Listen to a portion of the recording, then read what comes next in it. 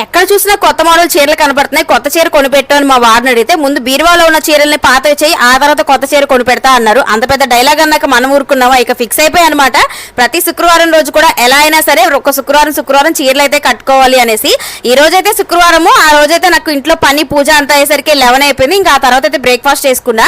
ఈ చీరలు ఏంటండి బాబు, కట్టి చిరాకు రావాలి తప్ప ఈ సిల్క్ చీరలు అస్సలు చిరగవు. సరే కదా అని మనమే చింపేసి లాంగ్ ఫ్రాకులు కుట్టిద్దామంటే చీర కొన్న ఖరీదుతో పోల్చుకుంటే లాంగ్ ఫ్రాకులు కుట్టించే ఖరీదే ఎక్కువైపోతుంది కదా.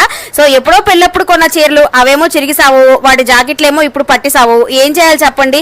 ఈ సమస్యకి పరిష్కారం ఎక్కడ అంటే అప్పుడప్పుడు ఈ చీరలు కట్టే మనం విప్పేస్తూ ఉండాలి. అప్పుడే ఇంట్లో హస్బెండ్స్ అయితే చీరలు కొనిస్తారని అయితే నేనైతే ఫిక్స్ అయిపోయా.